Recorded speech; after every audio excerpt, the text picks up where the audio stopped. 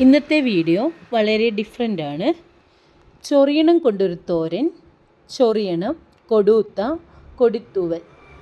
എൻ്റെ സ്വന്തം വീട് കണ്ണൂർ ആണ്. അവിടെ ഈ ചെടിക്ക് ആ നാട്ടിൽ പറയുന്നത് കൊടുത്ത എന്നാണ്. വളരെ വ്യത്യസ്തമാണ് ഇത്. തോരൻ വയ്ക്കാൻ വളരെ നല്ലതാണ്. ചൊറിയുന്നത് കൊണ്ട് തന്നെ ഇത് എല്ലാവരും പറിക്കുവാൻ മെനക്കെടാറില്ല. എന്നാലും എനിക്ക് വളരെ ഇഷ്ടമാണ്. ഞാൻ ഇടയ്ക്ക് ഇത് വയ്ക്കാറുമുണ്ട്. ഞാൻ കഴിച്ചിട്ടുള്ള ഇലക്കറികളിൽ എനിക്ക് ഏറ്റവും ഇഷ്ടമുള്ളതും നല്ല രുചിയുള്ളതുമായി തോന്നിയത് ചായാമൻസയും കൊടുത്തയുമാണ്. ഇത് പറിക്കുന്നതിനു മുന്നേ കയ്യിൽ നന്നായി വെളിച്ചെണ്ണ തേക്കണം. ചെറിയ ചൂടുവെള്ളം ഉണ്ടാക്കി വയ്ക്കുകയും വേണം. ഇതിനു മുകളിൽ ഉള്ള പൂവ് കയ്യിൽ വീഴാതിരിക്കാൻ ശ്രമിക്കുക. അത് കൂടുതലായി ചൊറിയും. ഇതിൻ്റെ തളിരിലയും അധികം മൂക്കാത്ത ഇലയും ആണ് വേണ്ടത്.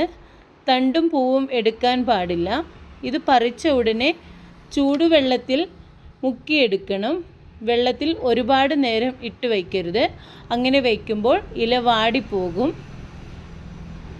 എന്നതിന് ശേഷം നന്നായി തണുത്ത വെള്ളത്തിൽ കഴുകിയെടുക്കുക. സാധാരണ തോരൻ ഉണ്ടാക്കുമ്പോൾ വേണ്ട ചേരുവകളാണ് ഇതിനും വേണ്ടത്. ആവശ്യമായ ചേരുവകൾ: വെളുത്തുള്ളി 4, പച്ചമുളക് 2 അല്ലെങ്കിൽ 3, സവോള തീരെ ചെറുതാണെങ്കിൽ 1, വലുതാണെങ്കിൽ പകുതി, തേങ്ങ ചിരകിയത് അരമുറി അല്ലെങ്കിൽ അതിന് താഴെ, മഞ്ഞൾപ്പൊടി കുറച്ച്, ഉപ്പ് പാകത്തിന്, കുറച്ച് ജീരകം, എണ്ണ താളിക്കാൻ വേണ്ടി പാകത്തിന് വെളിച്ചെണ്ണ, 1/2 ടീസ്പൂൺ അരി, കുറച്ച് കടുക്, ജീരകവും മഞ്ഞൾപ്പൊടിയും തേങ്ങയും ഒതുക്കിയെടുക്കുക.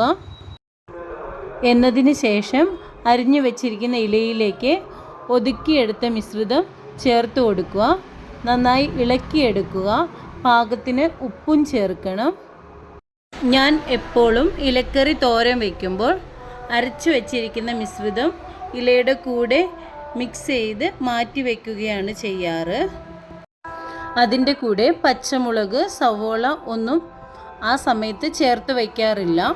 ചീനച്ചട്ടി ചൂടായതിന് ശേഷം എണ്ണ ഒഴിച്ചു കൊടുക്കുക.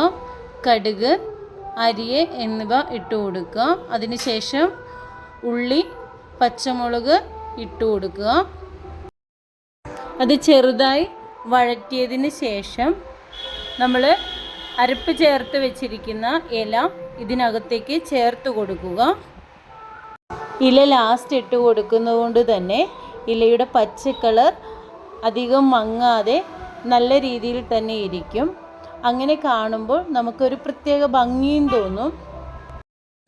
അടച്ചു വെച്ച് വേവിക്കുക. തീ വളരെ കുറച്ചിട്ട് കൊടുക്കുക.